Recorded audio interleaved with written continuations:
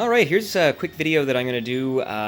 This is basic jukebox ownership 101, sort of the very basics to get you started with, well, in this case, it's a, late model Rowe. This will apply to most Rowe jukeboxes that run off of computers, the vinyl ones particularly, not so much the CD ones. But anyway, yeah, let's get right into it. So, in this case, because this is one of the later models that have a computer in that you can program, there's a setting in here that you can set to free play, and this one has already been set to free play, so I'm not really going to get into that too much, because unless you're planning on operating it commercially, there's not much point in setting up pricing or anything like that, so free play is the way to go. So basically, I guess we'll start with the outside. There are controls around back here. Got your, it's very dark here, but down at the back, bottom right hand corner, you've got your on and off switch right here. Just above it, you have your volume control and you have your cancel. The cancel switch is used if you've got a, if you don't want to hear the particular song that's playing, you want to skip it, or if you've got a record that is skipping, or if you're having some sort of issue with the turntable, that will cancel and reject the record. So good to know where all that stuff is. And obviously this is where you would punch in your selections. And then down here, this is there's no key for this, it's like a little clippy thing. And there's the bag, and that's where your money would go if you put money into it. Your coin reject. Oh, hey, would you look at that? So yeah, and the key up front here, that's kind of important, that gets you in. Now on this particular model, it's got gas shocks that help keep this lid up because the lid's very heavy.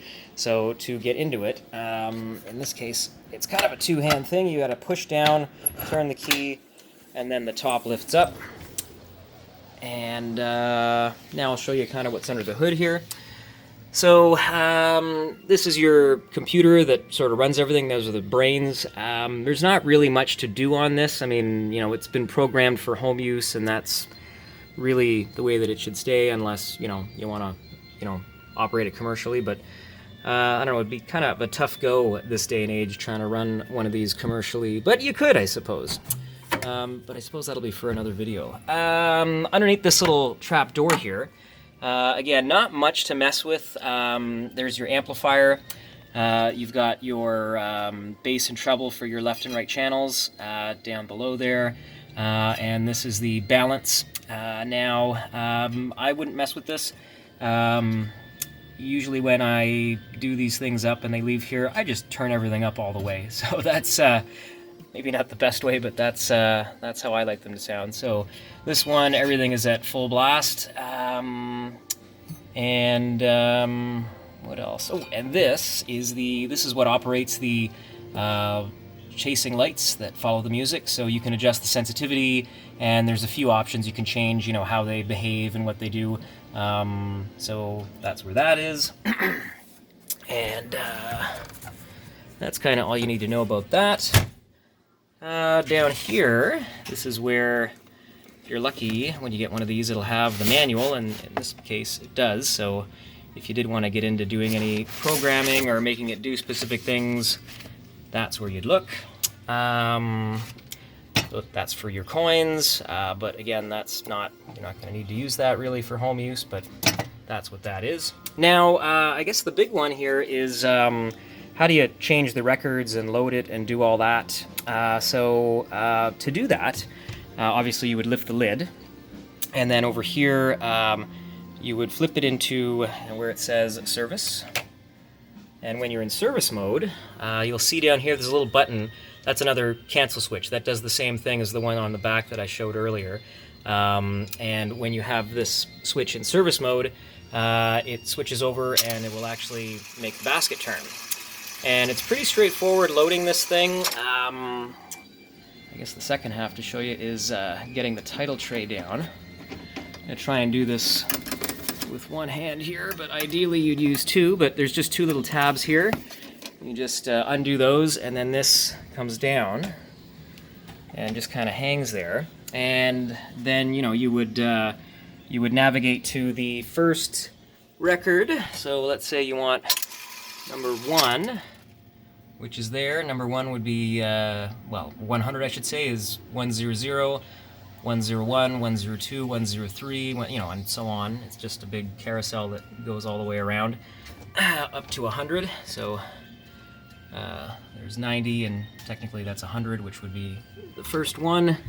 And yeah, you start with 100, and the B side is just naturally going to be the same number, but with a 2 in the front. It'll make sense once you start loading it, but basically, yeah, it just, you know, these follow in linear order, and that just keeps going. And as you load the records, or change the records, you would swap in the new title card and keep rotating the basket as you go. So pretty straightforward and self-explanatory. After you've done all your changes and loaded everything up, make sure you put it back into on. And then, to close the lid, I'm gonna try to do this with, this is gonna take 2 hands. So, once that's closed, because it's in free play, you've got unlimited plays, so, you know, you just pick a record, and it should start playing. I have no idea how loud this is gonna be, but, what else can I think to tell you about this? And you can load as many songs as you want. You can, you know, pick songs all night, and it'll just put them in the queue. It saves them in memory, and it'll get to them as it goes. There you go. That's the record playing that we just picked. You can see the lights working there. And I'll use that cancel switch, and that'll cancel the record. So one more thing that's important, you